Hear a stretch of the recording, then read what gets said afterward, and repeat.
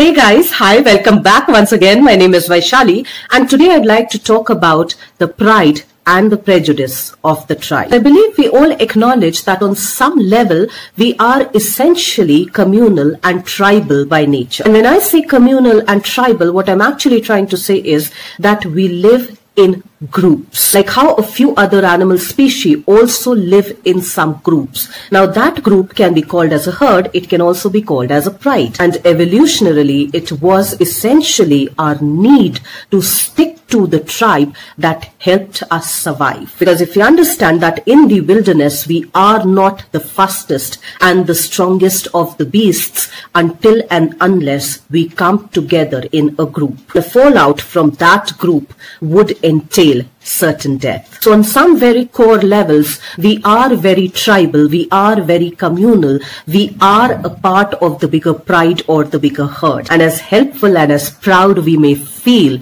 that we belong to a certain community, that we belong to a certain group, it also entails that there is a herd mentality to the group itself. And that is where the communal, the societal, the cultural, the global mindset comes into the picture. So let's take up a few examples over here which we can compare and correlate when it comes to the pride and the prejudice of the tribe. So we all like having a lot of numbers in different compartments of our lives. Be it our business, we want more customers, we want more products, we want more income, and we want to give more. Be it the education system and the institutions which want more and more and more numbers. Be it our report cards wherein we want more and more and more numbers. Be it the clothes we wear and the accessories we wear to accessorize ourselves and those clothes, we want more and more and more. Be it the properties that we want more and more and more. Be it our investments, we want more and more and more. And I'm not saying it's bad to desire more and more and more,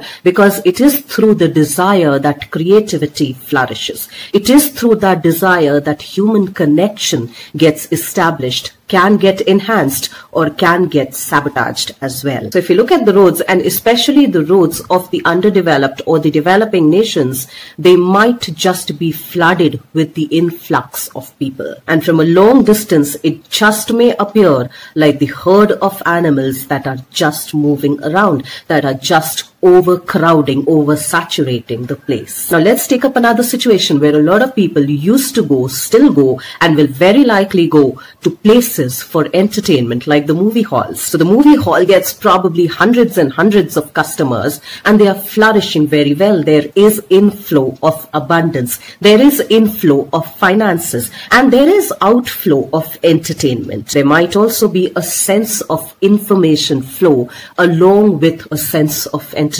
Now, one odd day, it just might happen, like how COVID happened, that there is an emergency situation because of which a bell is rung in the movie hall. And since it's an emergency situation, everybody is just trying to move past everybody else. It may lead to a lot of people getting hurt. It may lead in people being stampeded. And so as enriching that aspect of entertainment might have been a few moments or a few hours ago, can turn into a different thing altogether. The situation just might flip. And this situation might sound a bit dramatic, so let's make it more real. So say a family has 20 or 25 members. Yes, during the time of crisis, they may come together, they may stand together. But on an everyday basis, how many of us are actually having real engaging conversations with each other? How many of us are truly being attentive to ourselves and to all of those 25 members? Let's take the same scenario into our classrooms or any other institution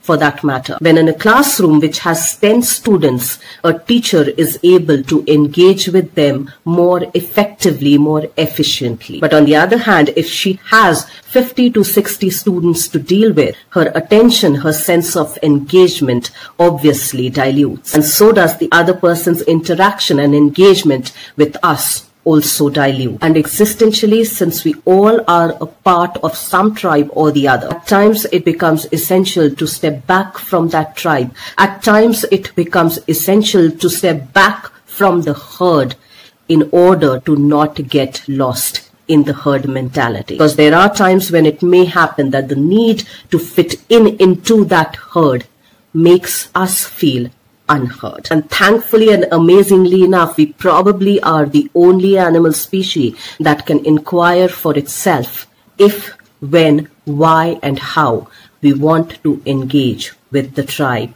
with the herd. To be able to inquire, can we truly even hear our own selves when we are a part of the herd, of the noise of the tribe? Can we then be a little more engaged, a little more reflective about all of our conscious, unconscious, and subconscious prides and prejudices that go along with us being a part of the tribe, a part of the herd? Can we then inquire into the aspect if we get heard in the herd, or do we get lost in the herd? Let's try and think about that a little more, about the pride and the prejudices of the herd, the tribal mentality of the herd mentality, about the beauty and the brutality of it. And I will see you once again the next week. Till then, stay tuned in. And guys, if you do like the contents of my videos, please do like, share, and subscribe.